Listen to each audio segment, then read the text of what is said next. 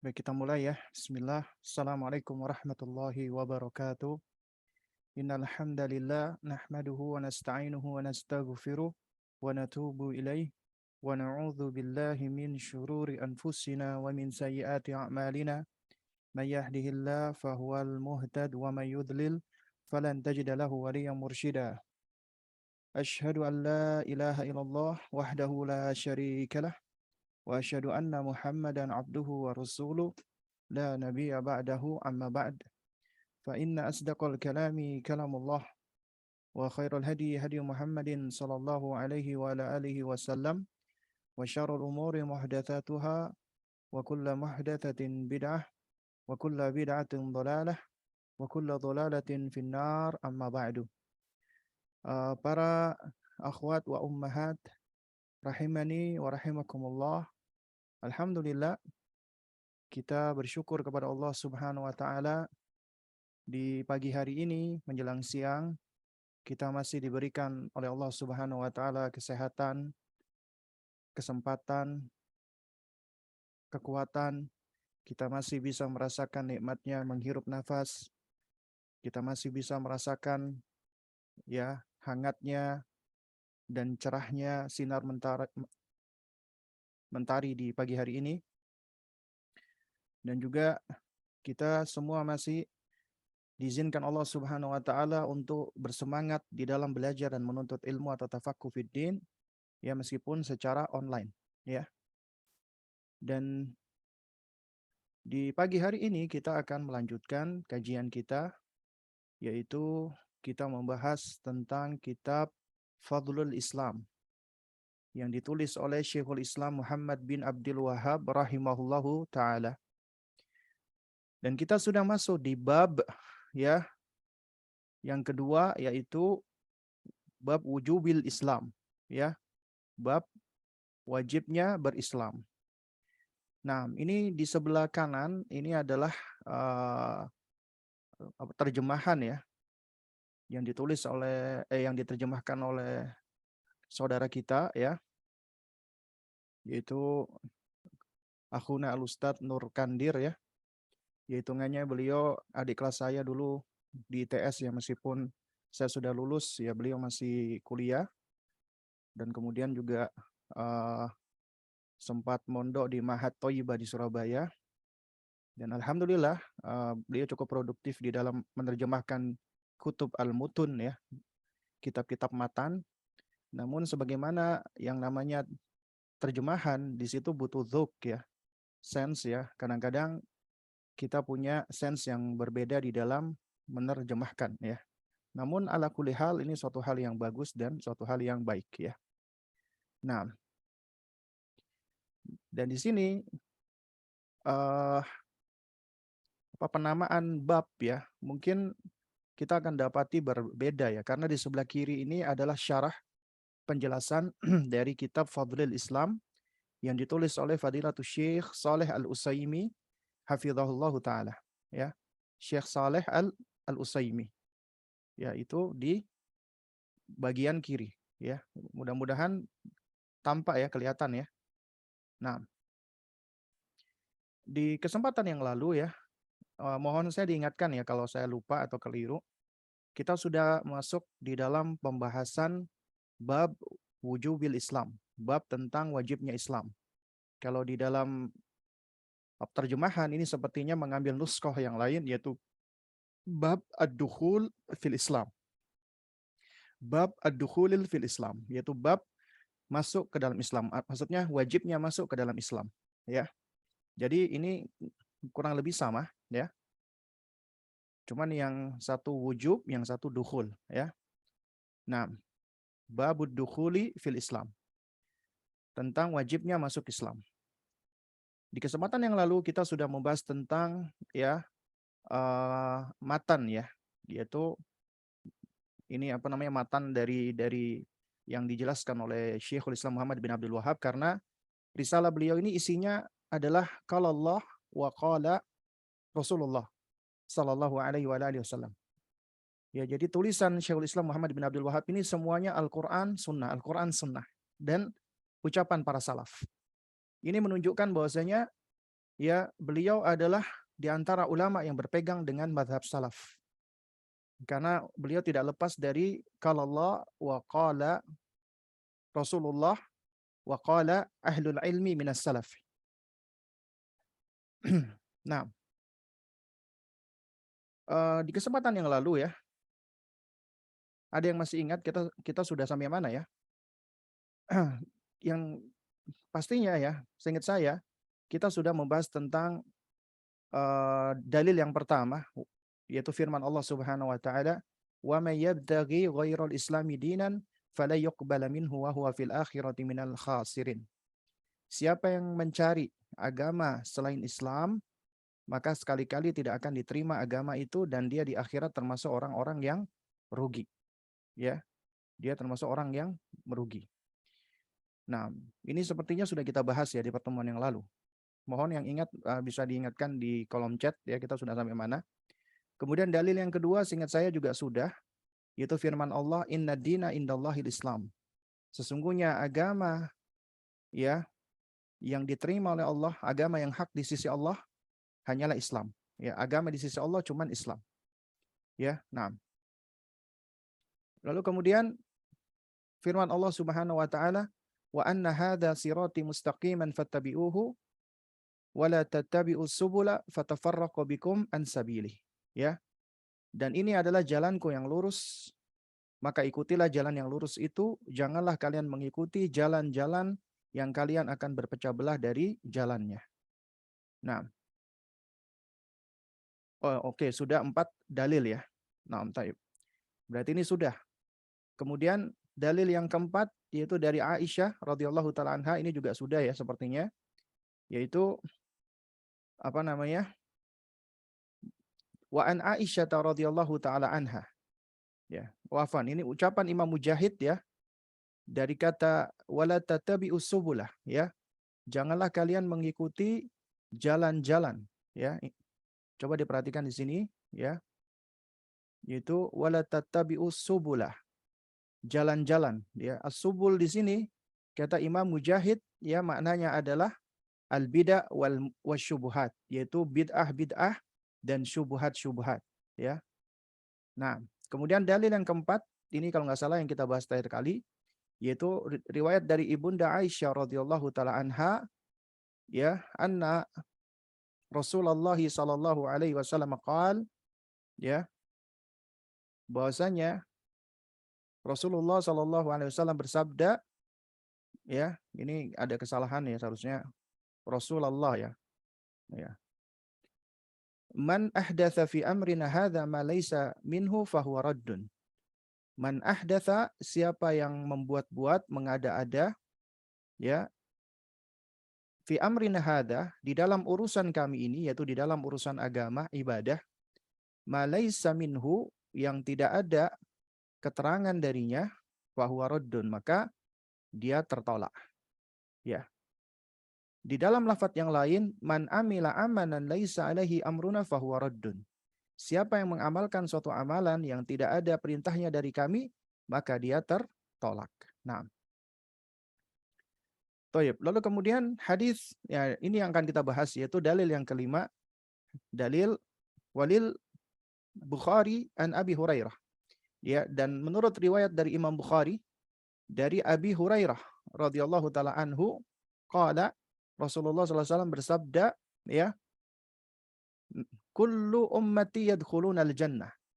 Setiap umatku akan masuk ke dalam surga, illa man aba, kecuali orang yang enggan. Kecuali orang yang enggan. Sahabat heran bertanya, qila wa man ya'ba ya Rasulullah? Siapa orang yang enggan ya Rasulullah? Faqal, maka Nabi sallallahu alaihi wasallam menjawab, man ata'ani dakhalal jannata wa man asani faqad aba. Siapa yang menaati aku, maka dia masuk surga, dan siapa yang mendurhakai aku atau bermaksiat kepadaku, maka dialah yang enggan. Maka baginya neraka. Ya, nanti akan kita bahas, kita baca penjelasan Syekh Saleh Al-Utsaimin. Kemudian dalil yang keenam, wa fi sahihi ya, dan juga di dalam as-sahih. As-sahih di sini Maksudnya Imam Bukhari. Kenapa? Karena tidak disebutkan ya, sahih kan ada sahih Bukhari, ada sahih Muslim, tapi karena disebutkan alif lam ma'rifah di sini, maksudnya adalah ya sahih Bukhari. Ya, Ani Ibnu Abbasin, dari Ibnu Abbas radhiyallahu taala anhuma, anna Rasulullah sallallahu alaihi wasallam qaal, bahwasanya Rasulullah sallallahu alaihi wa alihi wasallam bersabda, ya. Kalau di dalam nuskha yang digunakan di sini ya, itu apa? Anna Nabiyya sallallahu alaihi wasallam, ya, kurang lebih sama saja. Ya, qala, beliau bersabda, abghadun nasi ila Allahi thalathatun. Ya, manusia yang paling dibenci, yang paling dimurkai oleh Allah Subhanahu wa taala ada 3 macam. Ya, pertama, mulhidun fil harami. Ya, mulhidun fil harami, yaitu orang yang melakukan ilhad. Ilhad itu maknanya adalah dia berpaling dari Allah, menentang dan menolak ya, apa namanya? Allah Subhanahu wa taala. Jadi dia orang-orang yang melakukan penentangan. Ya. Di sini orang yang melakukan pelanggaran fil harami, yaitu di tanah haram. Tanah haram itu cuman ada dunia, cuman ada dua maksud saya. Tanah haram di dunia cuman ada dua, yaitu Makkah dan Madinah. Dikatakan tanah haram karena dia tanah suci, tanah yang istimewa, ya. Dan orang yang beribadah di dalamnya akan berlipat ganda, demikian pula orang yang bermaksiat di dalamnya akan mendapatkan dosa yang berlipat ganda, bahkan bisa dilaknat oleh ya malaikat. Kemudian yang kedua adalah ya wa mubtaghin fil islami sunnata jahiliyatin. Ya, wa mubtaghin, yaitu orang-orang yang mencari-cari, ya, orang-orang yang dia berusaha untuk nyari-nyari fil Islam, di dalam Islam, sunnata jahiliyah, yaitu perilaku-perilaku, kebiasaan-kebiasaan jahiliyah. Ya. Jadi orang-orang yang dia udah masuk Islam nih, dia cari-cari ini, ada nggak sih apa perilaku-perilaku jahiliyah, ya. Nah, ini banyak dilakukan oleh sebagian kaum muslimin saat ini. Mereka beragama Islam tapi mereka berusaha untuk mencari ajaran-ajaran jahiliyah. Ya, nanti kita akan jelaskan.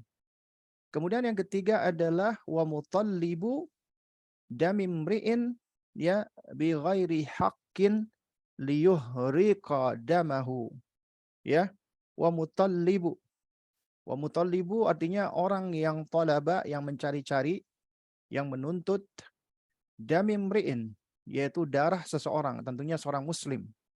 Ya, artinya orang yang dia mencari atau memburu darah seorang muslim ya bi ghairi haqqin, tanpa hak, tanpa alasan yang hak, yang benar. Liyuhri qadamahu, dalam rangka untuk menumpahkan darahnya. Nah, kemudian beliau menukilkan ucapan Syekhul Islam Ibnu Taimiyah rahimahullah. Qala Syekhul Islami Ibnu Taimiyah qaddasallahu ruhahu. Ya, Syekhul Islam Ibnu Taimiyah semoga Allah mensucikan ruhnya berkata, ya, sunnata jahiliyatin. Ya, sunnata jahiliyatin yaitu tuntunan atau perilaku jahiliyah yang dariju fiha kullu jahiliyatin mutlaqatin au muqayyadatin. Ya.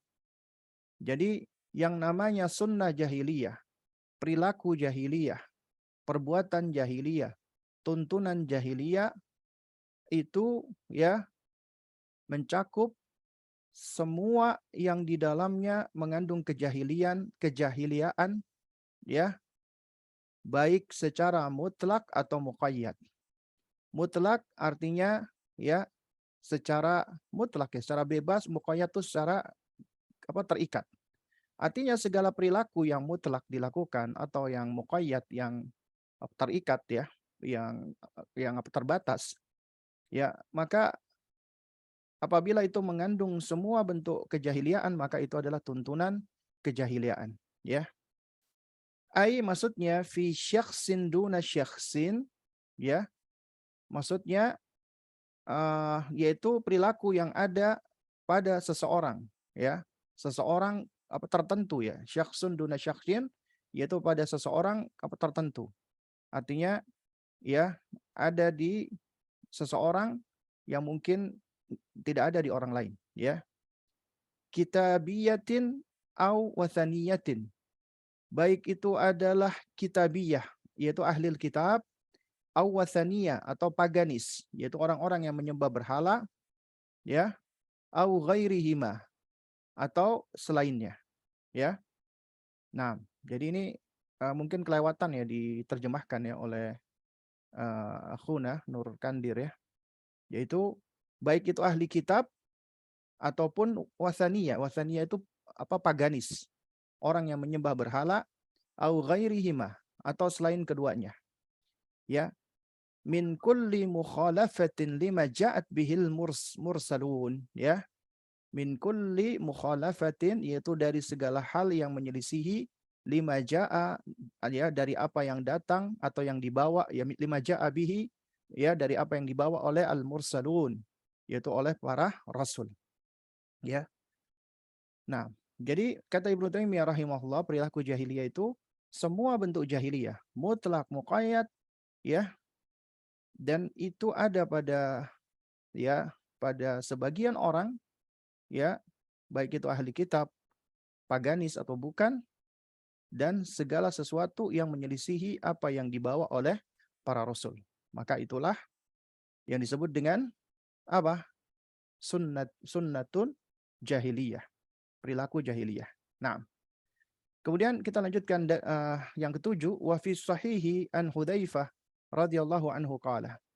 Ya, sekali lagi di dalam Sahih Bukhari dari sahabat Hudzaifah ibnul Yaman, semoga Allah meridhai beliau, berkata, ya ma'syarul qura'i, ya ma'syarul qurra'i istaqimu. Wahai ya ma'syarul qurra, yaitu para pembaca, para penelaah Al-Qur'an, ya. Nah, di sini disebutkan oleh ya mutarjim adalah wahai para ulama, ya. Nah, cuman di sini maksudnya adalah qurra memang ulama, tapi artinya orang-orang yang sibuk dalam mempelajari, menghafal dan mengajarkan Al-Qur'an, membaca Al-Qur'an. Istaqimu, hendaknya kalian berlaku lurus atau istiqomahlah kalian. Ya. Kemudian apa namanya? Fa in istaqamtum faqad sabaqtum sabqan ba'idan, ya. Fa in istaqamtum, ya, yakni apabila kalian berlaku lurus atau kalian istiqomah, ya, faqad sabaqtum sabqan ba'idah. Maka sungguh kalian akan ya mendahului dengan kemenangan yang jauh. Artinya kalau kalian istiqomah, kalian akan apa terdepan gitu loh. Kalian akan menang. Ya. Sabqan ba'idan. Yaitu apa namanya? Sabqan ba'idan, yaitu dalam apa namanya perlombaan yang jauh ya. Artinya ya kita tahu sibak itu lomba ya, tapi artinya sabaqo di sini artinya orang yang juara, yang duluan nyampe ya, dan dia nyampe duluan jauh. Jadi orang yang istiqomah, apabila kalian istiqomah maka kalian akan benar-benar mendapatkan kemenangan yang besar. Ya. Tapi fa in akhadtum yaminan wa shimalan, namun apabila kalian ya condong ke kiri dan ke kanan, condong ke kanan dan ke kiri, ya atau kalian menoleh ke kanan dan ke kiri, ya, faqad dhalaltum dhalalan ba'idah, maka sungguh kalian akan tersesat dengan kesesatan yang jauh, kesesatan yang nyata. Nah, kemudian yang terakhir dari yang diterangkan oleh Syekh, waqala ya wa an Muhammad ibn Waddah, afan, dari Muhammad bin Waddah, ya annahu kana yadkhulul masjidah, bahwasanya beliau masuk ke dalam masjid, ya. Bahwasanya beliau biasanya masuk ke dalam masjid, fayaqifu 'alal hilaqi, ya. Fayaqifu 'alal hilaqi. Kemudian beliau berhenti ya atau beliau berdiri di suatu halaqah, di kumpulan orang. Ya, fayaqul.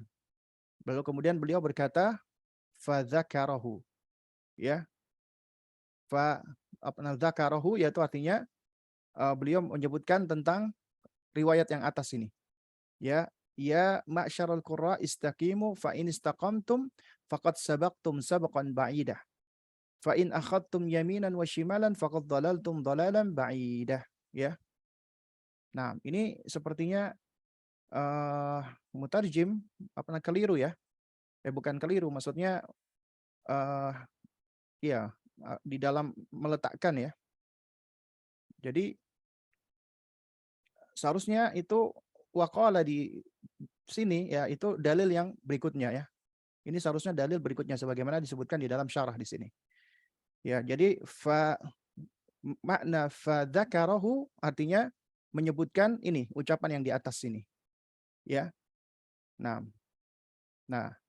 kemudian waqala ya, waqala beliau berkata ya, amba'ana Ibnu Uyainah ya. Apa namanya? Menceritakan, menyampaikan kepada kami Ibnu Uyainah ya.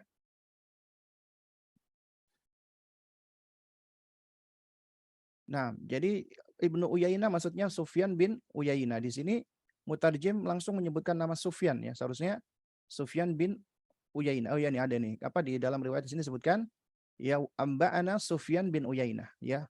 Karena Sufyan Ibnu Uyainah mengabarkan kepada kami ya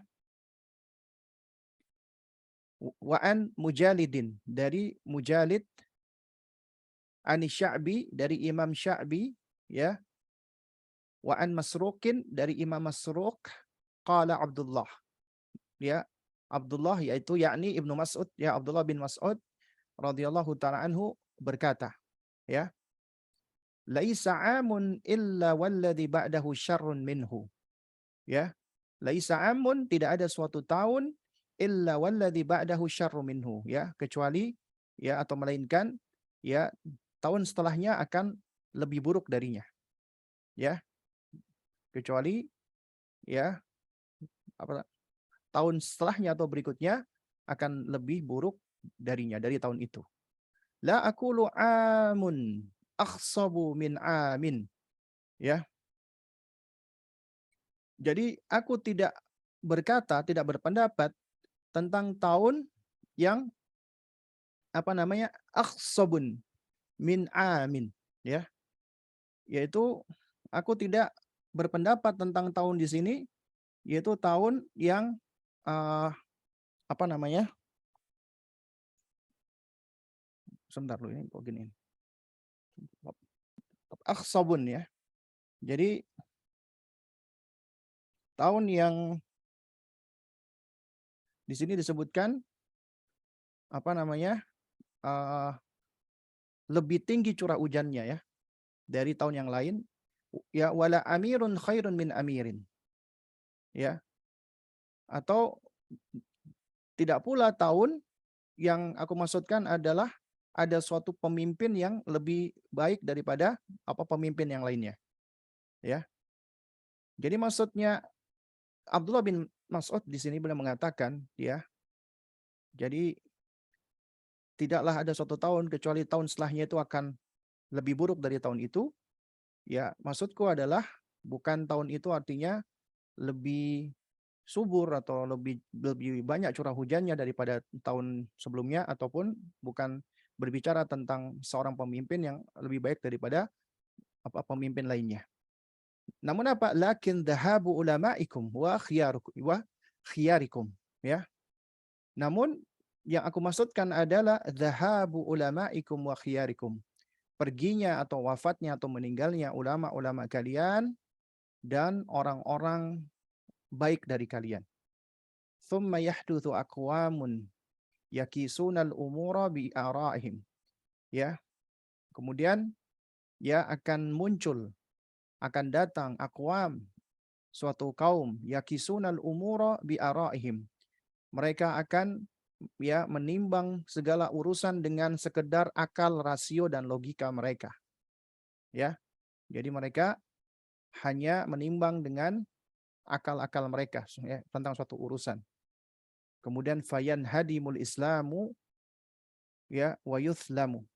Kemudian akhirnya Islam pun akan hancur dan dia pun akan hilang atau lenyap. Nah, jadi di sini dalil ya tentang wajibnya berislam. Nah, sekarang kita lihat penjelasan dari Syekh Shalih Al-Utsaimin ya, karena di sini banyak faidah sebenarnya. Nah, yaitu dari dalil yang kelima ya. Wa dalilu al-khamis ya, dalil yang kelima. Nah, ini kita geser ya yang terjemahannya. Dalil yang kelima yaitu dalil dari Imam Bukhari dari Abi Hurairah radhiyallahu anhu, Nabi berkata, "Kullu ummati yadkhuluna al-jannah." Rawahul Bukhari. Ya. Nah, apa di sini yang menjadi penunjuk akan wajibnya Islam? Ya, kata Syekh Shalih Al-Utsaimin, "Wa dilalatuhu ala maqsudit tarjamati min wajhaini." Ya, yang menunjukkan maksud ya dari uh, tarjamah, artinya dari judul bab ini yaitu wajibnya berislam dari dua sisi, dari dua segi. Ahaduhuma, segi yang pertama, fi qaulihi, di dalam sabda Nabi SAW, man ata'ani dakhalal jannah. Siapa yang menaatiku masuk surga. Ya, yakni wastihqaqu dukhulil jannati yakunu ala imtithali ma'murin bihi. Ya, yaitu layaknya masuk ke dalam surga itu haruslah dengan pengejawantahan atau implementasi apa yang diperintahkan. Autarki manhiyin anhu, atau meninggalkan apa yang dilarang darinya. Wa a'dhamul ma'muri bihi min ta'atihi sallallahu alaihi wasallam huwa dukhulul Islam. Dan di antara sebesar-besar apa yang diperintahkan dari ketaatan kepada sallallahu alaihi wasallam adalah masuk Islam dahulu. Ya, fayakunul Islamu wajiban, karena itulah Islam wajib. Jadi ini dalil menunjukkan wajibnya berislam, karena siapa yang taat kepada Rasulullah masuk surga, dan sebesar-besar ketaatan adalah masuk Islam. Ya, makanya berislam wajib. Kemudian wal akhar, yaitu sisi yang kedua, segi yang kedua, fi qaulihi, di dalam sabda Nabi, man asani faqad abah. Siapa yang durhaka kepadaku, maka dia telah enggan masuk surga. Wa isyanuhu sallallahu alaihi wasallam huwa fil i'radi amma ja'a bihi. Ya, yaitu mendurhakai Nabi sallallahu alaihi wasallam adalah dengan berpaling dari apa yang Nabi bawa. Ya, wa a'dhamu ma ja'a bihi huwa dinul Islam. Dan sebesar-besar dia dari apa yang beliau bawa itulah agama Islam. Ya, wastihqaqu dukhulin nar fi ma'siyatihi fi a'dhami ma ja'a bihi dalun ala wujubihi. Ya, layaknya masuk ke neraka ya bagi orang-orang yang memaksiatinya, yaitu layaknya masuk neraka ya di dalam kedurhakaan kepada Nabi, ya itu adalah ya fi a'dhami ma ja'a bihi ya. Nah, jadi layaknya masuk neraka di dalam kedurhakaan ya, yaitu dari apa yang dibawa oleh Nabi SAW ya, sebesar-besar apa yang dibawa oleh Rasulullah, dalun ala wujubihi, ini menunjukkan akan wajibnya untuk berislam. Fayakunul Islamu wajiban, karena itulah Islam itu wajib. Jadi dalil ini menunjukkan ya wajibnya Islam ya dari dua segi. Nah, yaitu man ata'ani dakhalal jannah wa man asani faqad abah. Lalu kemudian dalil yang keenam. Hadis Ibnu Abbas radhiyallahu taala anhuma. Anna Rasulullah sallallahu alaihi wasallam qala, bahwasanya Nabi sallallahu alaihi wasallam bersabda, abghadun nasi ila Allah thalatha. Ya, ada 3 golongan manusia yang paling dibenci oleh Allah. Ya, akhrajahul Bukhari wa huwal muradu fi qauli al-musannif fi sahih. Yaitu dikeluarkan oleh Imam Bukhari, dan inilah yang dimaksudkan di dalam ucapan penulis yaitu Syekhul Islam Muhammad bin Abdul Wahhab, wa fi sahih, maksudnya fi sahih Bukhari. Wa dilalatuhu ala maqsudit tarjamah fi qaulihi wa mubtaghin fil islami sunnata jahiliyatin. Ya, dalil yang menunjukkan tentang maksud dari judul bab yaitu wajibnya berislam adalah di dalam ucapan atau perkataan ya Nabi SAW, wa mubtaghin fil islami sunnata jahiliyah. Ya, wa mubtaghin yaitu orang-orang yang mencari-cari di dalam Islam sunnata jahiliyah, yaitu kebiasaan-kebiasaan atau tuntunan-tuntunan jahiliyah. Kata Syekh Shalih Al-Utsaimin hafizahullah, wa sunnatul jahiliyati kullu ma khalafa ma ja'a bihi Rasulullah sallallahu alaihi wasallam. Yang dimaksud dengan sunnah jahiliyah, tuntunan jahiliyah, itu adalah segala sesuatu yang menyelisihi apa yang dibawa oleh Rasulullah sallallahu alaihi wasallam.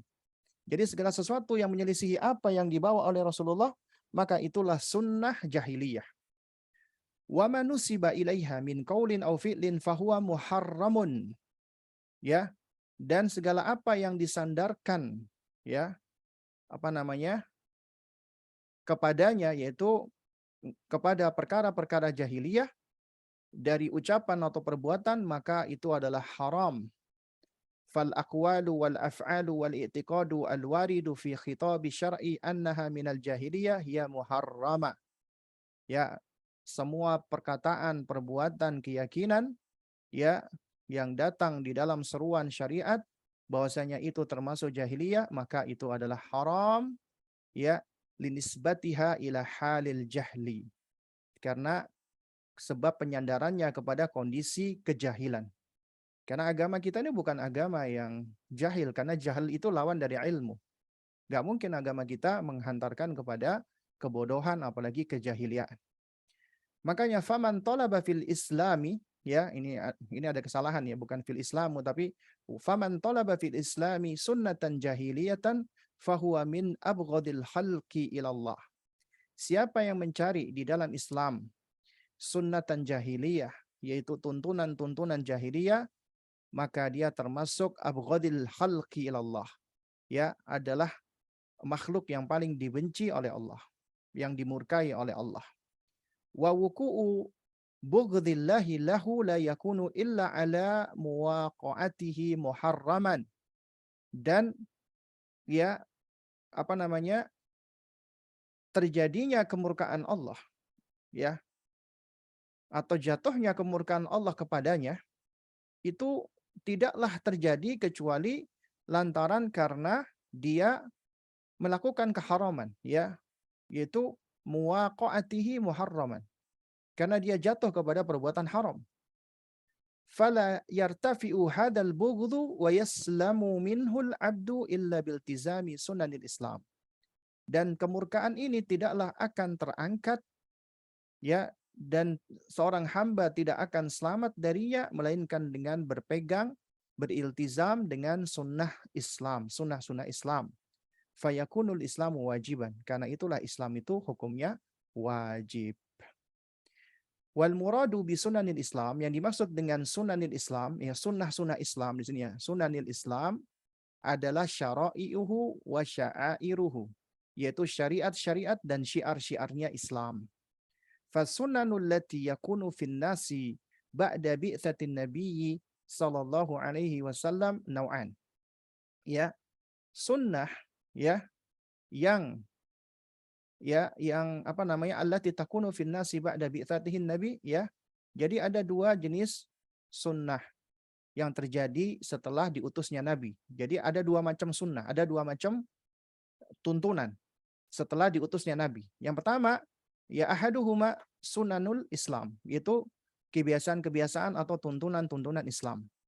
Wahia sya'airuhu, yaitu ya syariat-syariat Islam, minal faraidi wan nawafili, dari yang fardu dan yang sunnah, dari kewajiban-kewajiban dan yang mustahab atau yang nafilah. Wa hadhihi min mahbubatillahi wa biha amarah, dan ini termasuk perkara-perkara yang dicintai Allah dan ya dan perintahkan ya, karena Allah cinta dengannya. Wal akhar, yang kedua dari sunnah itu adalah sunanul jahiliyah, yaitu kebiasaan jahiliyah. Wahia kullu ma khalafa ma ja'a bihi Rasulu sallallahu alaihi wasallam, yaitu segala sesuatu yang menyelisihi apa yang dibawa oleh Rasulullah sallallahu alaihi wasallam. wa hadhihi min mabaghidillahi wa masakhitihi. Dan ini termasuk perkara-perkara yang dibenci dan dimurkai oleh Allah. Wa qad naha anha subhanahu. Karena itulah Allah Subhanahu wa taala melarangnya. Jadi dari sini kita bisa ambil pelajaran, sunnah itu ada dua. Ya dikatakan sunnah secara umum ya, sunan. Ya, yaitu setelah diutusnya Nabi ada sunnah Islam, yaitu syariat-syariat Islam termasuk kewajiban dan sunnah-sunnahnya atau nawafilnya. Dan ini termasuk yang dicintai Allah karenanya Allah memerintahkannya. Yang kedua, sunnah jahiliyah, yaitu segala sesuatu yang menyelisihi apa yang dibawa oleh Rasulullah. Dan ini termasuk apa yang dibenci dan dimurkai oleh Allah, karenanya Allah melarangnya. Nah, kemudian dalil yang ketujuh tadi, ya, wad dalilu as-sabi.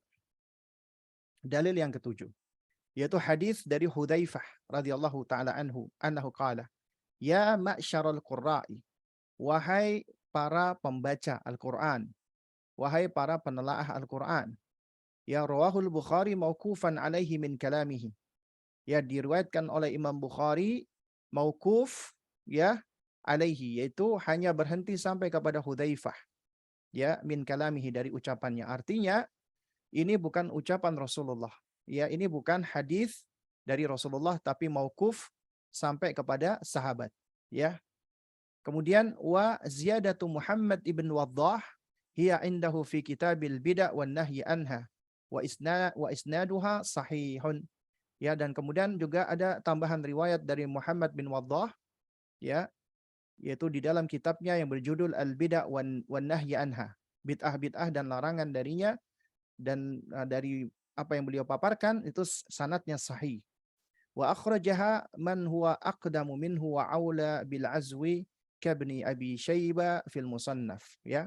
Dan juga dikeluarkan riwayat yang ini, ya, yang apa yang lebih utama, ya. Jadi ada riwayat yang lebih utama, riwayat yang lebih baik, ya, yang sepatutnya yang lebih diprioritaskan atau lebih utama untuk disebutkan, seperti riwayat dari Ibnu Abi Syaibah di dalam kitab, ya, apa namanya, Musannafnya, ya, di kitab Musannaf Ibnu Abi Syaibah. Nah, maksudnya kata Syekh, riwayat yang disebutkan dari Hudzaifah ini, ya, itu diriwayatkan oleh beberapa ulama, di antaranya, ya, Muhammad ibnu Waddah di dalam kitab Al-Bid'ah wan Nahyi anha, dan sanadnya sahih.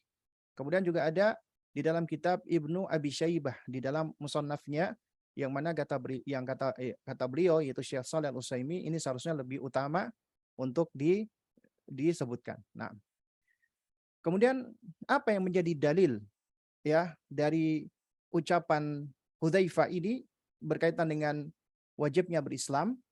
Kata Syekh Shalih Al-Utsaimin, wa dilalatuhu ala maqsudi tarjamati fi qawlihi istaqimu.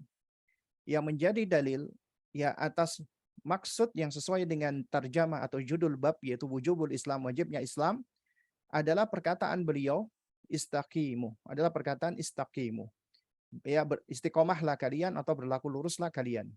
Ma'a qawlihi, ya, di samping ucapan fa in akhadtum yaminan wa shimalan faqad dhalaltum dhalalan ba'idah.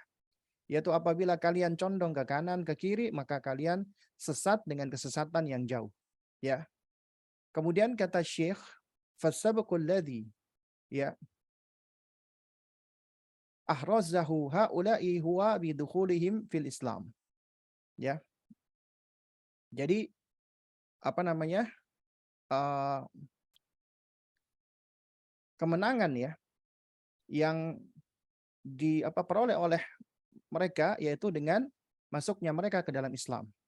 Artinya yang menang di sini sebagaimana tadi dikatakan istaqimu faqad sabaqtum sabaqan ba'idah, ya. Istiqomahlah maka engkau pun akan menang dengan kemenangan yang nyata.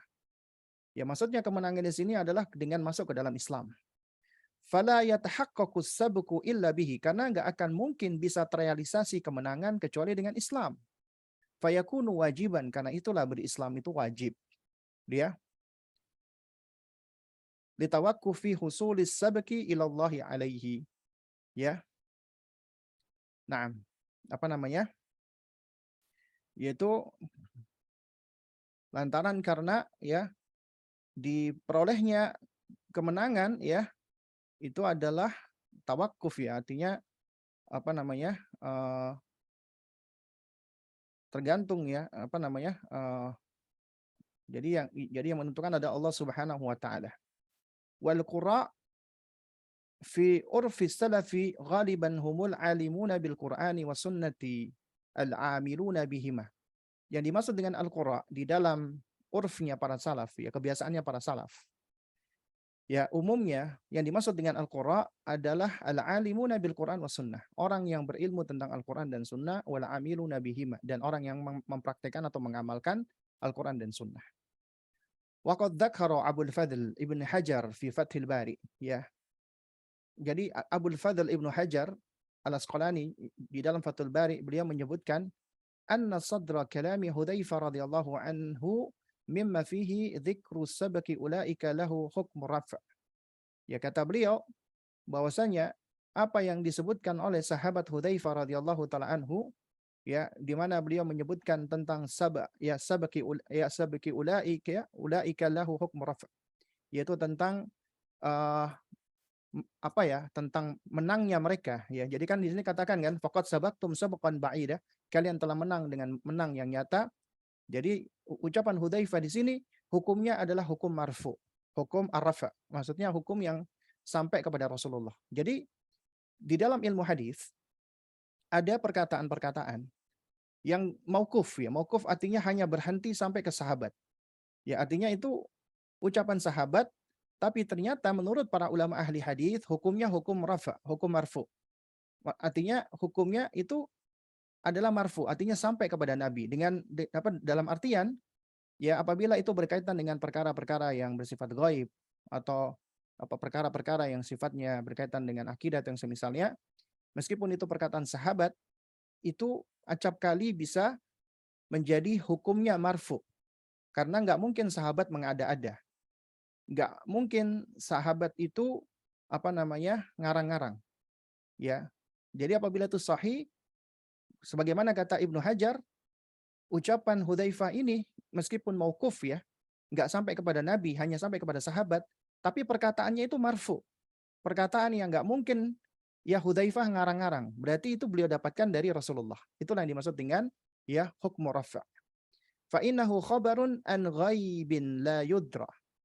Karena apa yang beliau sampaikan itu adalah khabar dari perkara ghaib yang tidak bisa diketahui oleh orang begitu saja. Artinya ini melalui jalur wahyu. Berarti Hudzaifah ngambil dari Rasulullah.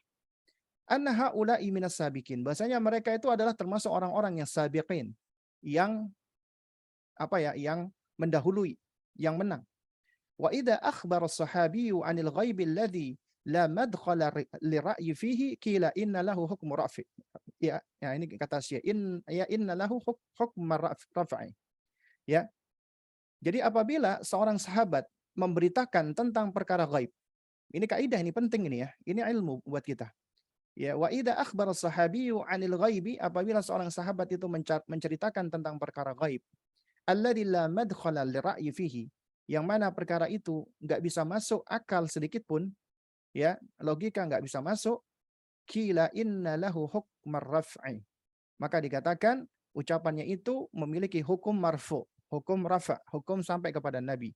Ay yunsabu ila Nabi sallallahu alaihi wasallam hukman la haqiqatan.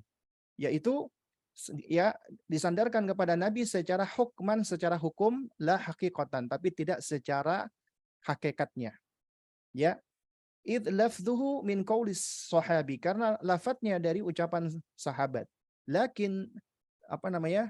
Haqiqatu ma'nahu la budda an takuna sadiratan an khabarin minal wahyi. Akan tetapi ya hakikat maknanya itu mau nggak mau adalah berasal dari berita wahyu, berita dari wahyu. Wala yab'udu an yakuna kalamu Hudzaifah kulluhu lahu hukm rafi'. Ya. Nah, na'am. Wala yab'udu an yakuna kalamu Hudzaifah kulluhu lahu hukm rafi'. Ya. Nah, ini bukan artinya ucapan Hudzaifah itu semuanya adalah ya mengandung hukum rafa, hukum marfu, hukum sampai kepada Nabi ya. Makanya fa jumaluhu turwa fi ahadithi sahihatin. Ya, oleh karena itulah kalimat-kalimat beliau, perkataan-perkataan beliau itu diriwayatkan di dalam hadis-hadis yang sahih. Nah, kemudian dalil yang kedelapan. Wa dalilu tsamin, dalil yang kedelapan, haditsu Abdullah bin Mas'ud radhiyallahu anhu annahu qala. Yaitu hadis dari ya apa namanya? Abdullah bin Mas'ud. Semoga Allah meridhai beliau. Annahu qala, beliau berkata, "Laisa amun illa walladhi ba'dahu syarru minhu." Tidak ada suatu tahun melainkan tahun setelahnya lebih buruk dari tahun itu. Ya, ini rawahu Ibnu Waddah fil Bid'ah wan Nahyi anha. Diriwayatkan oleh Imam Muhammad bin Waddah di dalam kitab Al-Bid'ah wan Nahyi anha kama azahu ilaihi al-musannifu, sebagaimana ya disandarkan hal ini kepada beliau ya Muhammad bin Waddah oleh penulis yaitu Syekhul Islam Muhammad bin Abdul Wahhab. Wa isnaduhu dhaif. Nah, tapi sanatnya dhaif, sanatnya lemah. Wa rawahu at-Tabrani, dan diriwayatkan pula oleh Imam Tabrani fil Mu'jamil Kabir, di dalam Mu'jam Al-Kabir. Imam At-Tabrani punya kitab Al-Ma'ajim. Ada Al-Mu'jamus Saghir, ada Al-Mu'jamul Wasit, ada Al-Mu'jamul Kabir. Ada mu'jam kecil, mu'jam yang sedang, ada mu'jam yang besar. Itu kitab beliau. Ya, bisnadin akhar dha'ifin, dengan sanad yang lain juga dhaif. Wal azwu ilaihi aula, dan menyandarkan kepada At-Tabrani, kata Syekh Shalih Al-Utsaimin, itu lebih utama. Lianna kitabahu ashhar, karena kitabnya Imam Tabrani itu lebih populer, lebih masyhur. Walahu isnadun thalithun dha'ifun 'inda Ya'qub bin Syaibah. Juga riwayat ini ada sanad yang ketiga yang juga lemah, yang berasal dari Ya'qub bin Syaibah fi musnadihi, yaitu oleh Ibnu Abi Syaibah di dalam musnadnya. Ini Syekh Shalih Al-Utsaimin, ini ulama yang faqih dan muhaddits. Makanya beliau ketika mensyarah di sini itu luar biasa uslubnya beliau. Ya. Jadi beliau terangkan dengan bahasa yang sederhana. Kemudian beliau jelaskan bahwasanya apa yang diriwayatkan oleh Syekhul Islam Muhammad bin Abdul Wahhab, kemudian disebutkan sumbernya itu dhaif, kemudian Syekh tetap menyebutkan kitab-kitab yang lainnya. Ya. Karena memang sebetapapun kita mencintai seseorang, ya, namun bukan artinya kita fanatik dengan orang tersebut. Ya, termasuk kepada Syekhul Islam Muhammad bin Abdul Wahhab. Apabila riwayat yang beliau bawa itu dhaif, lemah, maka harus diterangkan. Ini amanat ilmiah. Sebagaimana yang dikatakan oleh Syekh Shalih Al-Utsaimin. Ya. Nah, di sini beliau juga menyebutkan ada sanad yang ketiga dhaif, dikeluarkan oleh Ya'qub bin Syaibah, yaitu Ibnu Abi Syaibah di dalam musnadnya. Wa majmu'u tilka turuki yaqdi an yakuna al-atharu hasanan. Nah, ini kesimpulan beliau. Mengumpulkan semua jalan-jalan tadi dari sanad yang disebutkan oleh Ibnu Waddah, ya. Ini Ibnu Waddah di dalam kitabnya Al-Bid'ah wan Nahyi anha, kemudian juga diriwayatkan oleh Imam Tabrani dengan sanad yang lain, kemudian diriwayatkan oleh Ibnu Abi Syaibah di dalam Mustadnya dengan sanad yang lain. Ketika dikumpulkan ketiga jalan dari periwayatan ini, maka ini menunjukkan ya an yakunal atharu hasanan. Athar atau perkataan Ibnu Mas'ud ini hukumnya hasan. Hasan artinya ya dia memang di bawahnya dhaif, karena ini hasan li ghairihi, bukan hasan li dzatihi. Hasan ada dua, sebagaimana sahih ada dua, sahih li dzatihi dan sahih li ghairihi. Sahih li ghairihi ketika ada riwayat-riwayat yang hasan ya dengan berbagai macam turuqat, dengan berbagai macam jalan dan syawahid dikumpulkan, tadinya hasan kemudian menjadi sahih, itu sahih li ghairihi. Adapun sahih li dzatihi memang riwayatnya riwayat dari orang yang thiqah, yang kredibel, ya memang sahih secara asal. Nah, hasan yang li dzatihi berarti dia memang secara asal hasan, ya riwayatnya dari perawi-perawi yang saduq, yang jujur, tapi tidak sampai derajatnya thiqah. Makanya menjadi hasan. Itu berarti dia di bawahnya sahih. Kemudian baru yang lemah, dhaif. Nah, ketika yang dhaif ini diterangkan oleh para ulama, manakala riwayat-riwayatnya itu bisa saling menjadi penguat satu dengan yang lainnya, maka menjadi hasan li ghairihi. Kalau hasan berarti asar tersebut makbul atau diterima. Boleh dijadikan sebagai dalil. Ini disebutkan oleh Syekh Shalih Al-Utsaimin, yakni wa majmu'u tilka turuki yaqdi an yakuna al-atharu hasanan. Dengan mengumpulkan semua jalan-jalan riwayat tadi, maka ya itu bisa diputuskan hukumnya, bisa dihukumi athar itu hasan. Walahu hukmu raf'i. Nah, sekali lagi. Dan karena hasan, maka dia dihukumi hukumnya rafa. Rafa artinya ia sampai kepada Nabi. Kenapa? Li'annahu la yuqalu min kibali ra'yi. Karena Abdullah bin Mas'ud nggak mungkin radhiyallahu ta'ala anhu beliau berkata dari sekedar akalnya, asumsinya nggak mungkin. Ya. Wa yuqawwiyul jazma bi raf'i ma ja'a fi sahih al-Bukhari. Dan yang menguatkan ya, dan yang menguatkan ya secara pasti tentang marfu'nya ucapan Ibnu Mas'ud ini, marfu' artinya sampai kepada Nabi, adalah apa yang datang di dalam Sahih Bukhari an Anasin radhiyallahu anhu, dari sahabat Anas, semoga Allah meridhai beliau, annahu qala, beliau berkata, isbiru fa innahu la ya'ti amun alaikum illa walladhi ba'dahu syarrum minhu. Bersabarlah kalian, ya, kata Anas, karena sesungguhnya tidak akan datang suatu tahun, ya, karena sesungguhnya tidak akan datang tahun kepada kalian melainkan tahun setelahnya itu lebih buruk darinya. Ya, sami'tuhu min nabiyyikum. Aku dengarkan hal ini dari nabi kalian sallallahu alaihi wa alihi wasallam. Artinya ucapan Anas ya yang beliau dengar dari nabi. Berarti ini adalah hadis yang sifatnya marfu' dari nabi, karena Anas mengatakan itu dari nabi dan enggak mungkin sahabat itu berdusta atau berbohong. Ya, fahadzal madhkuru fi hadithi Anas radhiyallahu anhu huwa nadhiru qauli Ibnu Mas'ud laisa amun illa walladhi ba'dahu syarrun minhu. Ya, jadi apa yang disebutkan di dalam hadis Anas ini adalah ya sebagai uh, penguatnya, artinya ini serupa dengan apa yang diucapkan oleh Ibnu Mas'ud, ya, laisa amun illa walladhi ba'dahu syarrun minhu. Tidak ada suatu tahun melainkan tahun setelahnya akan menjadi adalah lebih buruk daripada sebelumnya. Taib. Kemudian terakhir, ya, yang terakhir dari penjelasan Syekh, dari ucapan Ibnu Mas'ud ini, ya, dari ucapan Ibnu Mas'ud ini, ya, apa yang menjadi dalil atau penunjuk tentang wajibnya berislam? Ya, kata Syekh Shalih Al-Utsaimin, wa dilalatuhu ala maqsudi tarjamah, ya, yang menjadi penunjuk atau dalil atas maksud dari judul bab yaitu wajibnya berislam adalah ucapan lakin dhahabu ulama'ikum wa khiyarikum. Ya, akan tetapi ya wafatnya ulama-ulama kalian dan orang-orang terbaik kalian. Thumma yahdutsu aqwamun yakisuna al-umura bi ara'ihim.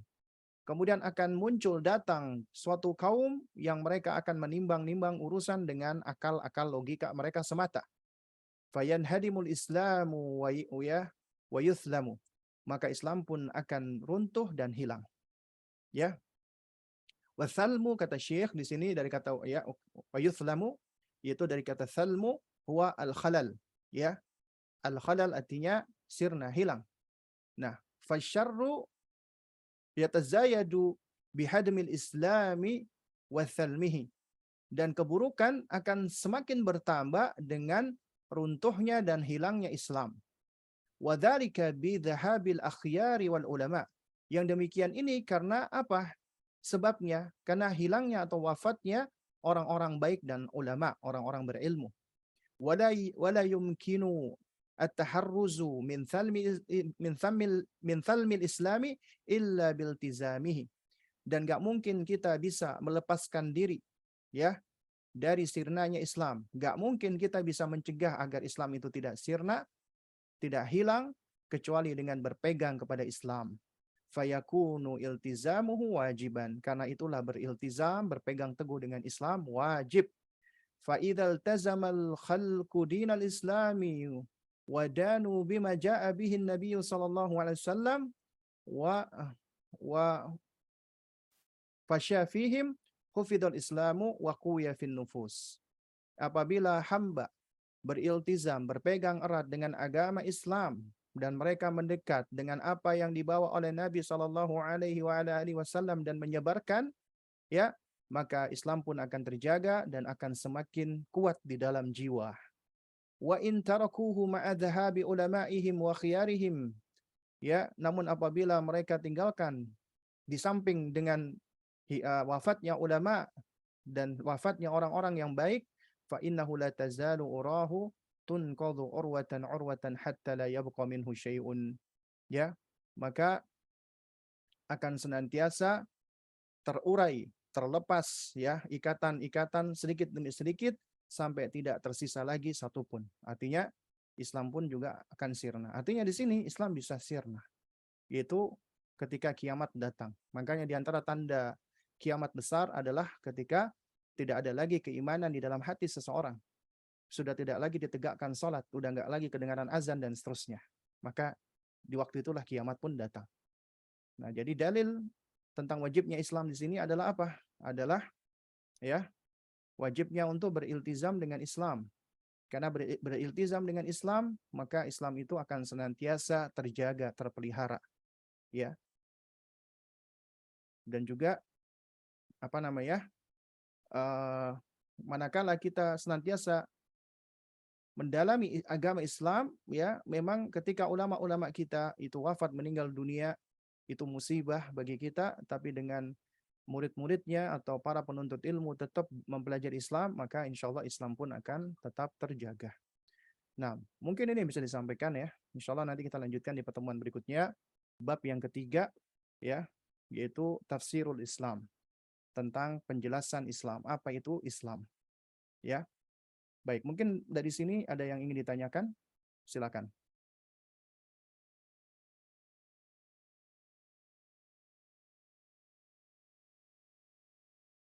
Nah,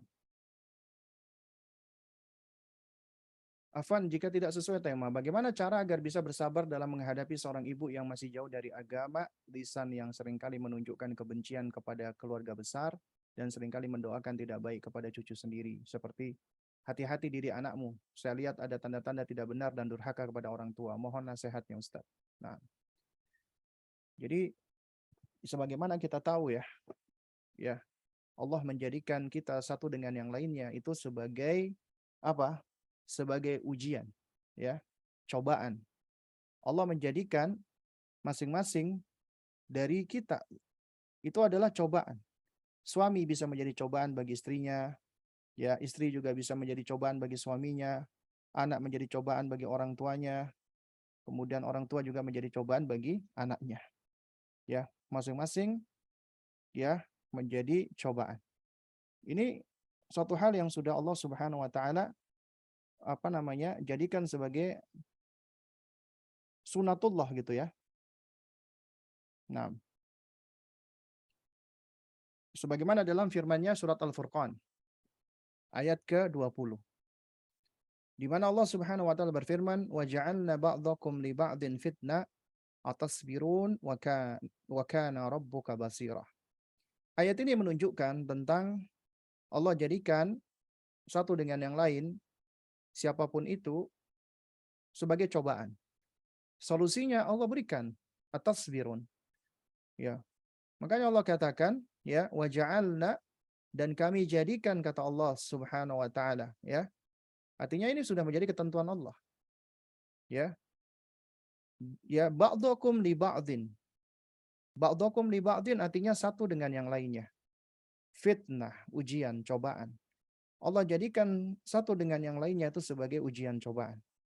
Kemudian Allah berikan solusinya dalam bentuk kalimat tanya, tapi bukan dalam rangka untuk bertanya. Tapi itu mengandung jawaban. Atas birun, ya, maukah kalian bersabar?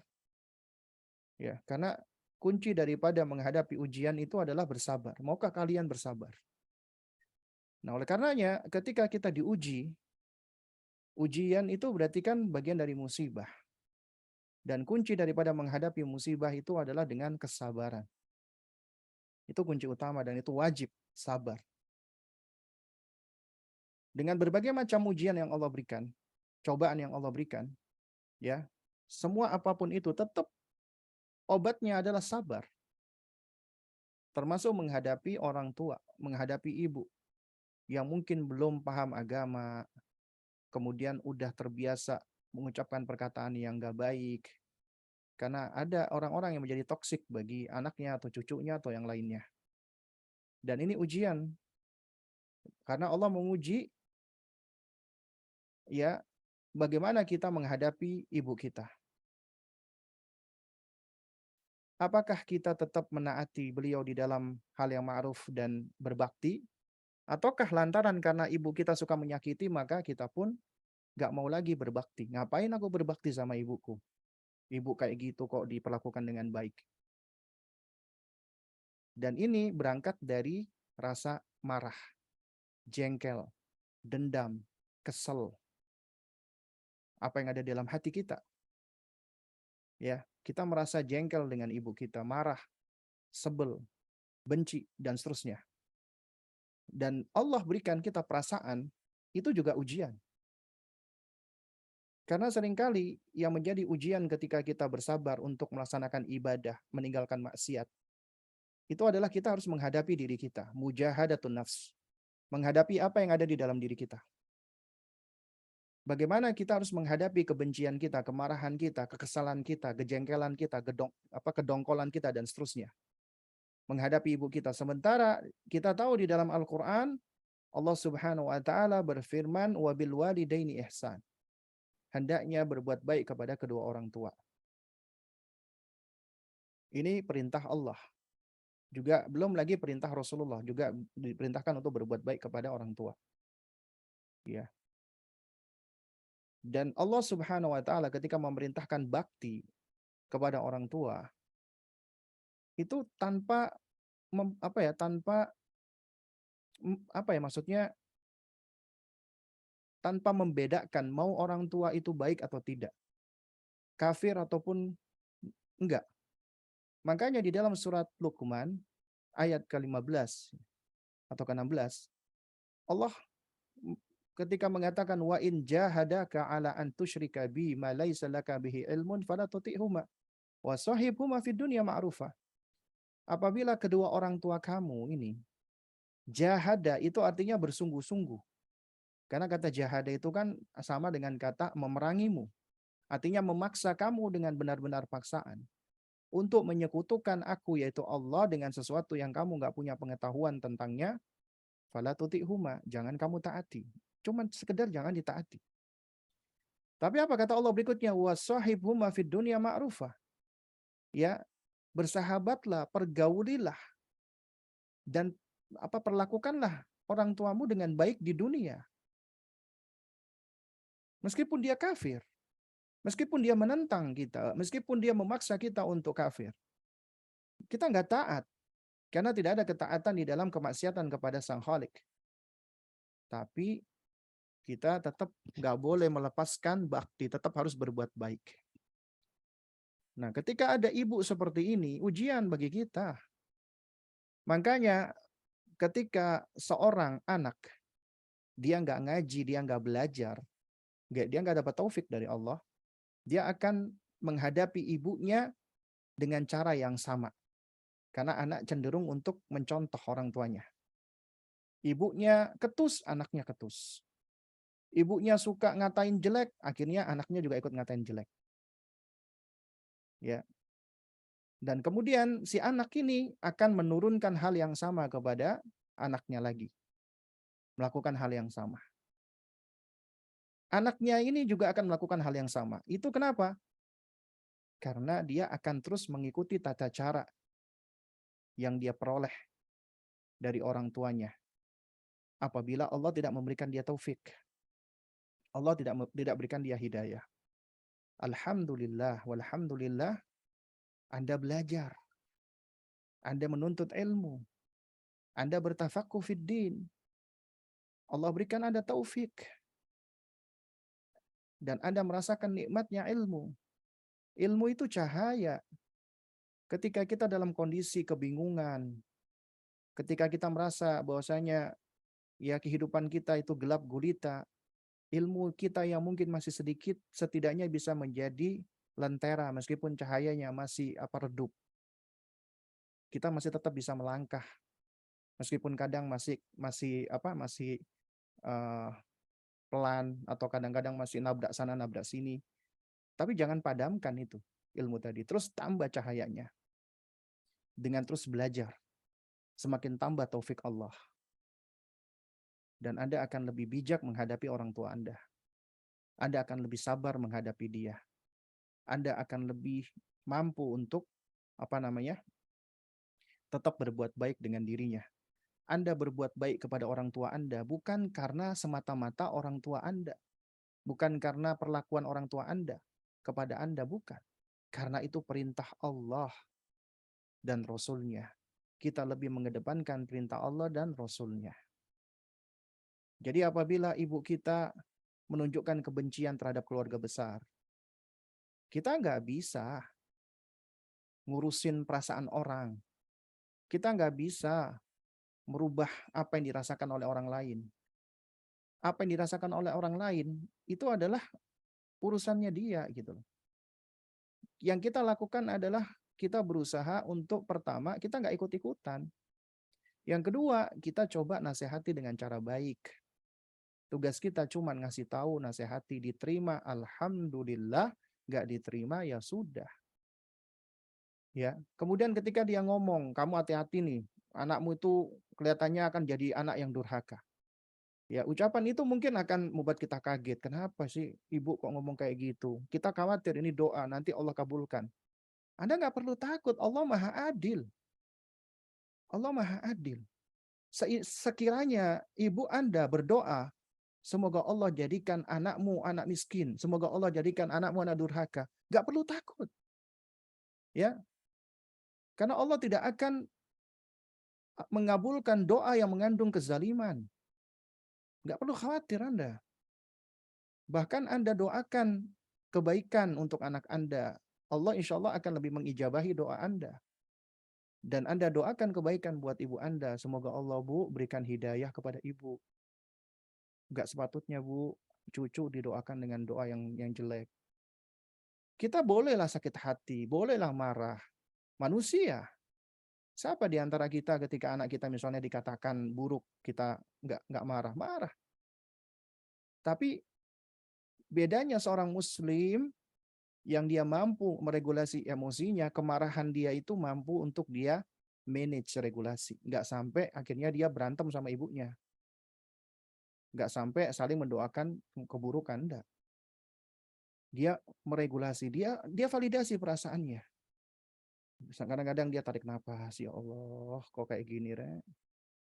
Kemudian istighfar, astagfirullah. Dia bertawud, a'udzubillahi minasyaitonirrajim. Ya Allah, jauhkan aku dari syaitan. Ya. Terus kemudian ketika dia masih marah, dia diem, dia nggak ngomong, menghindar dulu, tenangkan diri, baru kemudian dia ngomong baik-baik ke ibunya.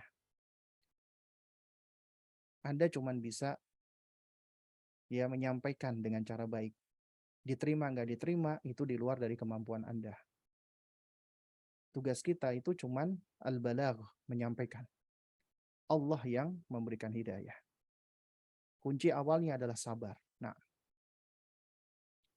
mohon nasihat agar istiqomah menuntut ilmu untuk ibu rumah tangga. Pertama, doa kepada Allah, minta kepada Allah. Karena keistiqomahan itu adalah karunia Allah. Allah berikan kepada siapa saja yang Allah kehendaki. Makanya kita doa, memperbanyak doa. Ya muqallibal qulub, tsabbit qalbi ala dinik. Ya musarrifal qulub, ya. Apa namanya? Sarrif qalbi ala ta'atik. Ya. Jadi doa. Kemudian yang kedua adalah memperbanyak zikrullah. Mengingat Allah. Zikir itu bukan cuman membaca subhanallah, alhamdulillah, Allah akbar, astagfirullah. Itu memang zikir. Tapi tidak terbatas dengan hal itu saja. Jadi memperbanyak zikir, ya diantaranya Anda zikir. Zikir pagi dan petang.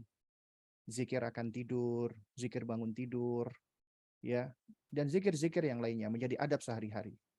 Itu bagian dari membangun istiqomahan. Kemudian juga termasuk zikir. Zikir adalah membaca Al-Quran. Mendengar Al-Quran, membaca Al-Quran, menelaah Al-Quran, mempelajari arti dan tafsirnya. Al-Quran itu huda, petunjuk, syifa, obat segala bentuk penyakit. Dan insya Allah yang akan membawa kebaikan. Ya. Dan siapapun yang mana dia punya masalah dengan dirinya, hatinya, jiwanya, ya maka ketika dia menelaah Al-Quran itu akan menjadi sebab kesembuhan baginya. Jadi upayakan dalam sehari baca Al-Quran, dengarkan Al-Quran. Ya. Kemudian yang berikutnya adalah belajar dengan cara yang benar. Belajar yang benar itu seperti apa? Pertama, ikhlas dulu. Tujuannya karena Allah. Bukan untuk sekedar ngoleksi ilmu atau bukan untuk pamer atau bukan untuk sekedar dipuji dan yang semisalnya. Tapi benar-benar kita butuh dengan ilmu. Karena dengan ilmu itulah Allah akan memudahkan bagi kita jalan menuju ke surga. Ilmu itulah Allah akan menambahkan taufiknya kepada kita. Cari karena Allah. Kemudian belajarlah secara taksil. Taksil artinya sistematis. Bukan mengaji tematik aja, enggak. Seperti membahas buku dari awal sampai selesai. Lebih baik seseorang membahas kitab, kutayib, buku kecil, dari awal sampai selesai daripada dia datang kajian ke Blok M, ke ini atau yang lainnya. Tapi itu kajian-kajian tematik. Bukan artinya saya sampai katakan kajian tematik tidak bermanfaat, bermanfaat. Tentu ada manfaatnya. Tapi seorang penuntut ilmu belajarnya bukan berkutat pada tematik, tapi ngaji kitab, ngaji tersistematika. Alhamdulillah banyak grup-grup sekarang. Ya, ada grupnya Ustadz Abdullah Roy juga membahas kutubnya para ulama secara online. Alhamdulillah Anda bisa belajar di manapun dan ada grup-grup yang lain. Ya, kemudian tafsil, belajar yang terperinci. Belajar itu terperinci, bukan cuman comot ini tahu itu, hanya kulitnya aja, enggak. Belajar terperinci, detail. Artinya ketika ada sesuatu pembahasan, Anda harus menelaah dalilnya. Itu terperinci. Ketika ada suatu pendapat, bukan cuma pendapatnya aja, Anda tahu dalilnya. Karena kita dituntut untuk mengikuti dalil, bukan mengikuti ulama, bukan mengikuti syekh, bukan mengikuti ustadz. Ya. Nah, sebagian ummahat emak-emak saat ini yang baru belajar, kadang-kadang debat sama temennya tentang suatu masalah. Enggak kok, kemarin kata ustadz ini begini kok. Enggak, ustadz itu ngomong begini. Akhirnya kira-kira. Yang dilihat adalah perkataan ustadz, kemudian dibentur-benturkan. Padahal yang penting itu lihat dalilnya, apa dalilnya. Itulah penuntut ilmu. Kalau Anda ingin istiqomah belajarnya, ya setelah Anda belajar sistematis maksud saya, tafsil, detail. Kemudian belajarlah dengan cara tadarrujan, bertahap, step by step, nggak langsung. Karena ada sebagian orang baru hijrah, semangat, semua grup diikuti, grup belajar. Itu biasanya nggak akan bertahan lama. Lebih baik Anda ikuti 1 atau 2 grup, tapi Anda fokus sedikit demi sedikit sampai selesai. Itu jauh lebih baik daripada ikutin banyak grup karena semangat. Ya, itu malah kita nggak fokus, malah kita nggak dapat apa-apa gitu loh. Ya, makanya dikatakan oleh para ulama man roma jumlatan dhahaba anhu jumlatan au kama qala Siapa yang berusaha untuk meraih sesuatu sekaligus, maka akan hilang juga sesuatu itu sekaligus. Ya. Jadi pelan-pelan belajar itu. Sedikit demi sedikit. Mulai dari perkara yang paling pondasi, yang fundamen akidah dulu. Ya. Kemudian yang berikutnya adalah selektif mencari guru. Hati-hati, ini kaidahnya para salaf. Mencari guru itu harus selektif. Ya, kata Imam Muhammad Ibnu Sirin rahimahullahu taala, ya, al ilmu huwad din, ilmu itu agama. Makanya fanzuru amman ta'khuduna dinakum. Perhatikanlah dari mana kamu mengambil agamamu. Mencari guru itu adalah kaidahnya ahlu sunnah agar berhati-hati. Cari guru yang akidahnya benar, manhajnya lurus, akhlaknya baik. Jadi jauh dari tuhmah, ya, jauh dari tuduhan-tuduhan. Ya, kalau kita nggak kenal tentang suatu guru, ya, tentang seseorang, maka kaidahnya ketika kita akan menuntut ilmu adalah kita jangan ambil ilmu darinya sampai jelas bagi kita kondisinya dan keadaannya. Boleh kita tanya ke ustadz yang kita thikoh dengannya. Ya, artinya sebelum jelas, maka jangan kita ambil ilmunya. Karena ilmu itu, kata para ulama salaf dahulu, ya, lahmuka wa dinuka. Ya, apa namanya? Lahmuka wa damuka. Itu ibaratnya seperti darah dan dagingmu. Kalau kita berhati-hati nih makan, kita nggak mau makan yang syubhat, makan yang ada angciunya, kita kadang-kadang sampai lebay, ya, takalluf, ya, karena kita nggak pengen masuk yang haram di dalam tubuh kita. Maka demikian pula, ya, jangan sampai masuk juga ke dalam jiwa kita, ke dalam apa relung hati kita, ilmu yang mengandung syubhat. Jadi harus selektif mencari guru. Hati-hati mencari guru. Bukan artinya hati-hati mencari guru itu fanatik. Enggak, bukan. Beda lagi itu. Bukan artinya kita fanatik sama satu guru. Tidak. Karena ahlu sunnah itu adalah yang paling objektif dan ilmiah. Mencari ilmu, kita selektif. Hati-hati. Enggak sembarangan. Tapi menerima kebenaran, tadi mencari kebenaran, kita selektif. Menerima kebenaran, apabila jelas itu benar, maka kita ambil, terima dari manapun datangnya. Kalau jelas itu kebenaran. Itulah ahlu sunnah. Ya. Makanya kaidah ambil baiknya buang buruknya itu tidak mutlak salah dan tidak mutlak benar. Boleh dilakukan bagi orang-orang yang punya ilmu, punya pondasi. Ya, dia bisa memilah-milah, dia bisa menfilter, ya, seperti para ulama, itu boleh. Adapun penuntut ilmu hendaknya dia tidak mempergunakan hal ini, ucapan ini, ambil baiknya buang buruknya. Bisa-bisa dia bukan ambil baiknya buang buruknya. Yang dia lakukan adalah ambil buruknya buang baiknya. Karena dia belum tahu tentang baik dan buruk. Ya. Nah, terus kemudian juga diantaranya adalah berusaha untuk mencari waktu, meluangkan waktu, ya, untuk belajar. Alhamdulillah, meskipun Anda ibu rumah tangga, saat ini banyak metode pembelajaran yang bisa dilakukan di rumah, dan rumah tempat terbaik bagi seorang wanita. Meskipun Anda bolehlah, maksudnya hadir ke majelis kajian boleh, tapi tetap rumah tempat yang paling baik. Anda bisa sembari lagi melakukan tugas domestik, ya, Anda nyetel apa radio-radio kajian, kemudian ketika lagi istirahat Anda sembari lihat YouTube atau lain sebagainya, Anda belajar. Alhamdulillah Allah berikan, ya. Artinya waktu Anda, meskipun Anda ibu rumah tangga, bukan artinya Anda nggak punya waktu. Ada waktu, tinggal bagaimana kita belajar untuk memanage dan menyisihkan waktu kita untuk mau belajar. Ajarkan doa agar terlindungi dari panjang angan-angan. Ya wallah alam bisawab, ya.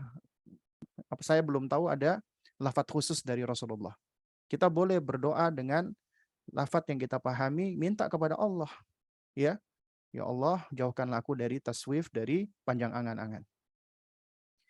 Bagaimana cara menanamkan rasa takut dan harap kepada seorang anak yang baru balik? Karena kerap kali mengulangi kesalahan yang sama, dan bagaimana orang tua bisa bersabar dan terus menasihati dengan hikmah, terutama di zaman sekarang ini. Sebelum kita menanamkan rasa takut dan harap, yang ditanamkan dulu mahabbah, cinta dulu. Cinta kepada Allah. Suatu hal yang keliru apabila menanamkan rasa takut dulu atau harap dulu. Itu suatu hal yang nggak tepat. Seharusnya cinta dulu yang dibangun. Karena itu pondasi, mahabbah, mahabbatullah, itu pondasi. Bukan takut kepada Allah dulu. Dan juga bukan harap kepada Allah. Kata Ibnu Taimiyah rahimahullah, itu yang menjadi pondasi mendasar, itu mahabbatullah. Baru kemudian khauf dan roja. Khauf dan roja bagaikan sayapnya. Ya. Tapi pondasinya mahabbah, tubuhnya mahabbah. Karenanya kata Ibnu Taimiyah rahimahullah, ya, ketika seseorang telah masuk ke dalam surga, khauf dan roja ini akan hilang. Nggak ada lagi. Yang tersisa cuma cinta atau mahabbah, cinta kepada Allah. Udah nggak takut lagi sama Allah, udah nggak mengharap lagi kepada Allah. Yang tersisa adalah cinta kepada Allah. Nah, selama di dunia, Allah Subhanahu wa taala menghasung kita untuk menjadi hamba yang taat kepadanya. Dan manusia ini itu punya sifat-sifat yang bandel. Karenanya Allah mengutus para nabi dan rasul itu Allah berikan misi untuk apa? Mubasyirina wa mundhirin, memberikan berita gembira dan memberikan peringatan. Berita gembira itu targhib, memotivasi, mendorong. Ya, memberikan peringatan itu tarhib, ya. Jadi diberikan ancaman, itu metode pendidikan. Nah, tapi pondasinya adalah membangun akidah, yaitu pertamanya mahabbatullah terlebih dahulu. Karena ya apabila ini tidak terbangun dengan baik, maka anak akan sulit dia untuk mau beribadah. Ya apalagi cuman sekedar diancam-ancam, ditakut-takuti. Itu cara yang kurang efektif. Ya, karenanya di sini kuncinya ya hendaknya kita terus belajar. Karena apabila Anda ingin menanamkan ya ketaatan kepada anak agar mereka juga senang beribadah, itu dari mahabbah dulu. Terutama di 7 tahun awal kehidupannya. Baru kemudian ya roja dan khauf. Karena kaidahnya at-targhibu muqaddama ala tarhib, memberikan motivasi lebih dikedepankan sebelum memberikan ancaman. Ya, kalau anak bolak-balik melakukan kesalahan yang sama, kita lihat, kita perhatikan kenapa dia melakukan kesalahan yang sama. Apa karena dia nggak ngerti? Atau dia memang sengaja? Kalau sengaja, apa motifnya? Untuk mencari perhatian? Atau dia ingin menunjukkan sesuatu kepada orang tuanya? Atau seterusnya. Itu suatu hal yang patut kita perhatikan. Ya, karena bisa jadi dia melakukan itu mungkin sebagai bentuk protesnya dia kepada kita. Dia merasa kita ini melakukan hal yang menyakiti hatinya, menyinggung dirinya, atau yang dia nggak suka. Artinya ada hal-hal yang menyebabkan si anak itu mengulangi kesalahan yang sama.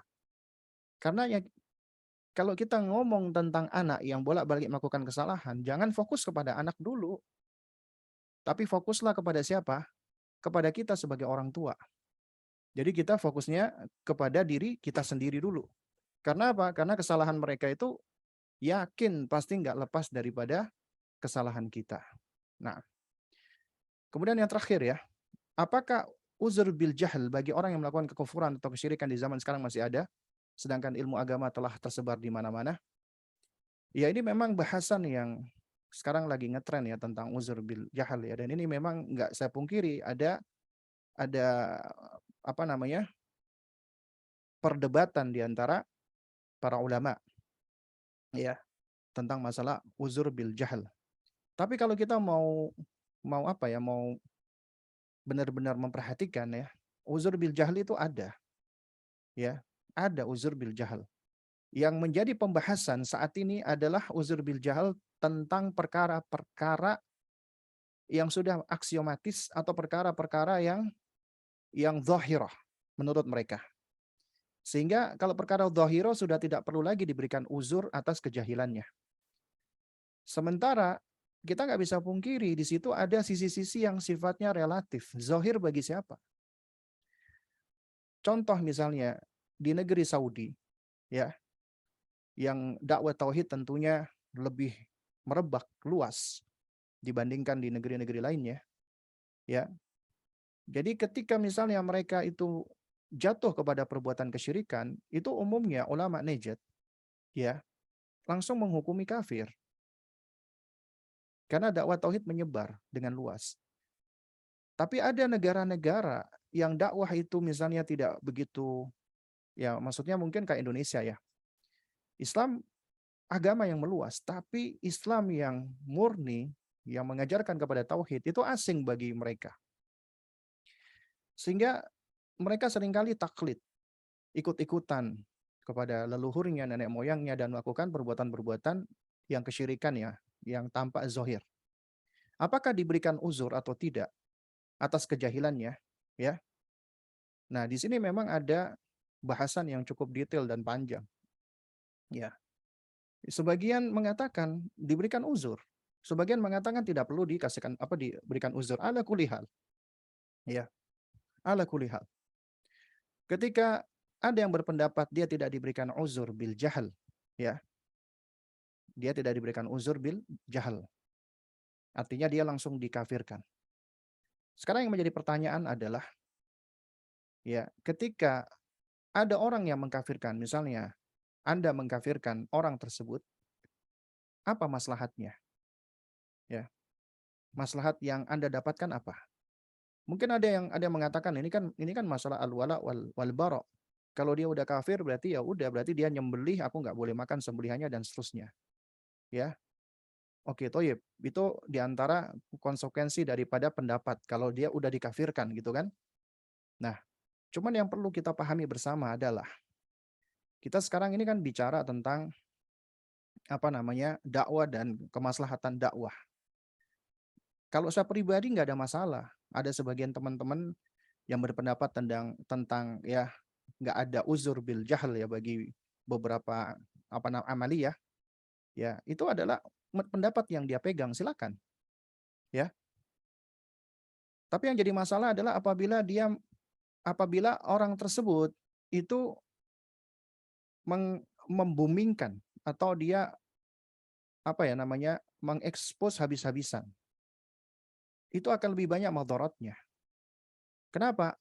Karena akan banyak amalan-amalan, karena akan banyak orang-orang yang ditakfir, ya, dikafirkan. Padahal sebenarnya secara asal, ya,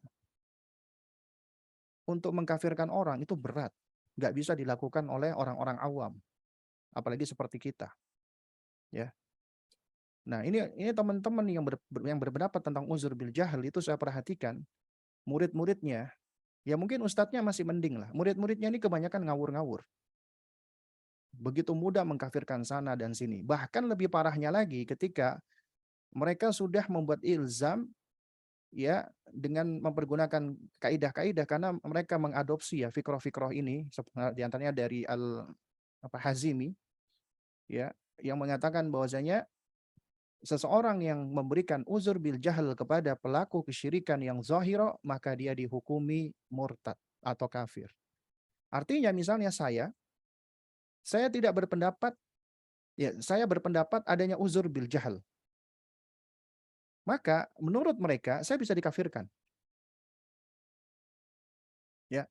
Dan ini terjadi karena sebagian teman-teman ada yang dikafirkan oleh mereka padahal awalnya ngajinya sama. Karena apa? Karena ta'amuk di dalam bahasan uzur bil jahal.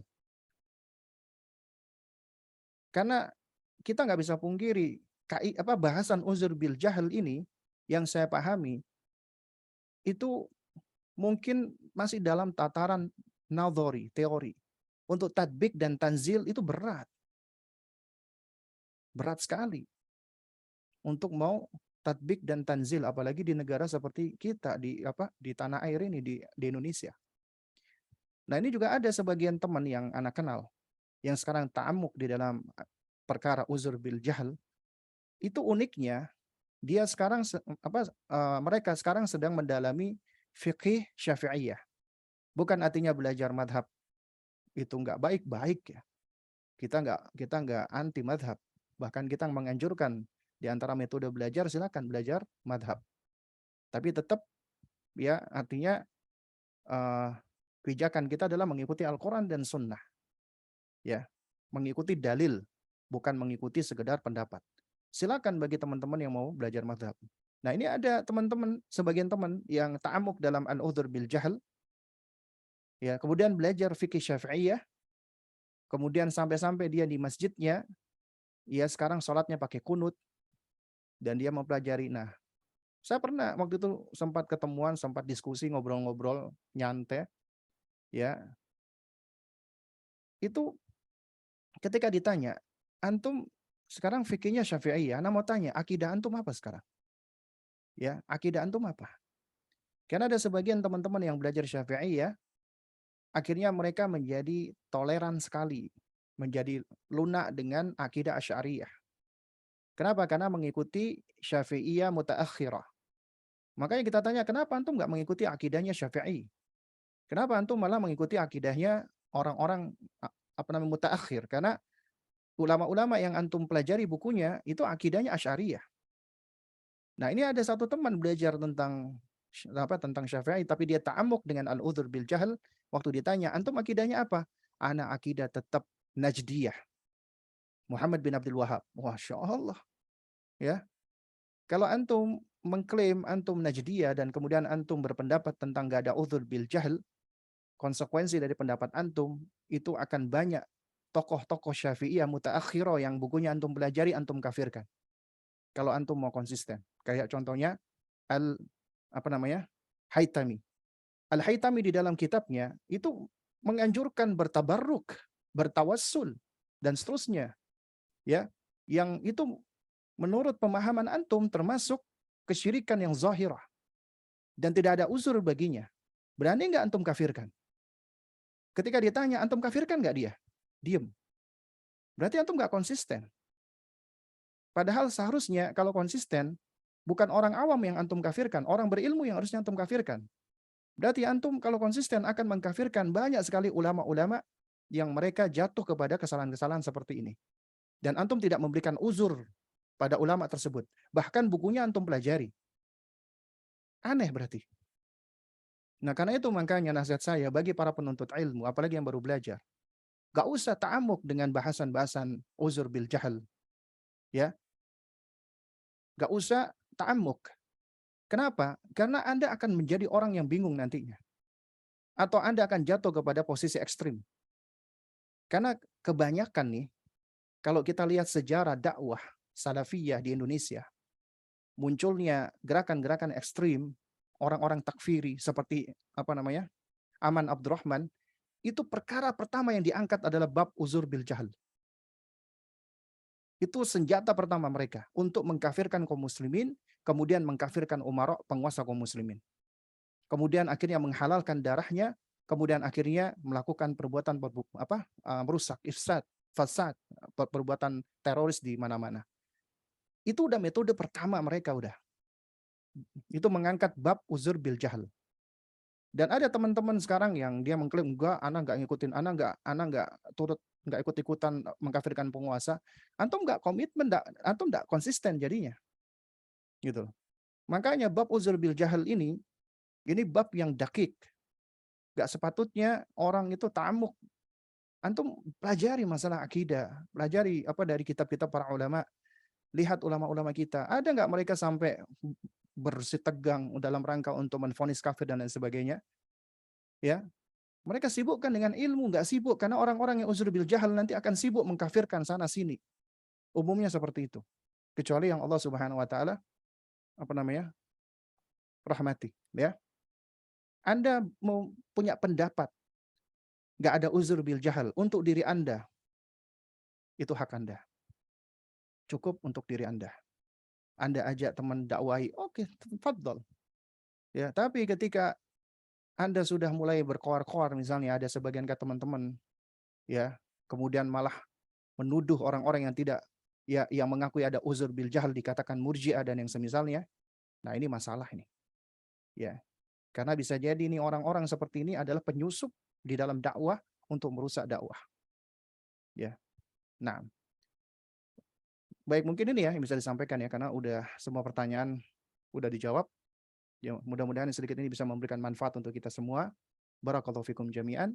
Subhanakallahumma wa bihamdik asyhadu an la ilaha illa anta astaghfiruka wa atubu ilaik. Wassalamualaikum warahmatullahi wabarakatuh.